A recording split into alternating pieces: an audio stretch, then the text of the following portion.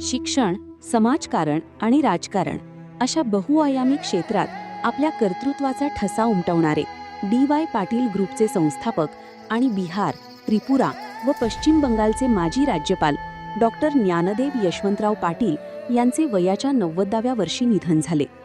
त्यांच्या जाण्याने केवळ शैक्षणिक क्षेत्राचीच नव्हे तर सामाजिक क्षेत्राचीही मोठी हानी झाली आहे.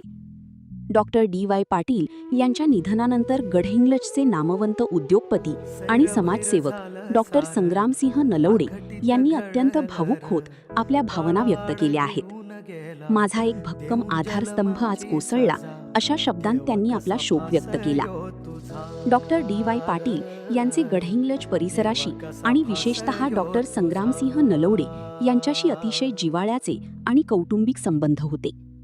गडहिंग्लजमधील अनेक महत्त्वाच्या उपक्रमांना डॉक्टर डी.वाय. पाटील यांनी स्वतः उपस्थित राहून आशीर्वाद दिले होते. अप्पासाहेब नलवडे शिक्षण संस्थेच्या तुडिये येथील सातेरी कॉन्व्हेंट स्कूलला त्यांनी भेट दिली होती. तसेच म्हाळुंगे येथील नलवडे शुगर मिल्सचे भूमिपूजन आणि हनीमनाळ येथील नलवडे दूध डेअरीच्या कार्यक्रमालाही त्यांची प्रमुख उपस्थिती लाभली होती. डॉक्टर संग्रामसिंह नलवडे यांनी गडहिंग्लजच्या एम.आर. हायस्कूल मैदानावर आयोजित केलेल्या भव्य आंतरराष्ट्रीय विद्युत रोषणाई क्रीडा स्पर्धेलाही डॉक्टर डी.वाय. पाटील यांनी आवर्जून हजेरी लावली होती. केवळ अधिकृत कार्यक्रमच नव्हे तर डॉक्टर संग्रामसिंह नलवडे यांच्या वाढदिवसानिमित्तही त्यांनी प्रत्यक्ष भेट देऊन शुभेच्छा दिल्या होत्या. यावरून त्यांच्यातील स्नेह दिसून येतो. या नात्यातील सर्वात महत्त्वाचा क्षण म्हणजे डॉक्टर संग्रामसिंह नलवडे यांनी सहकार आणि समाजकारणात केलेल्या उल्लेखनीय कार्याची दखल घेऊन डॉक्टर डी.वाय. पाटील यांनी त्यांना मुंबईत बोलावून आपल्या विद्यापीठाची मानाची डी.लिट. पदवी स्वतःच्या हाताने प्रदान केली होती. त्यावेळी त्यांनी संग्रामसिंह यांच्या कार्याचे तोंड भरून कौतुक केले होते.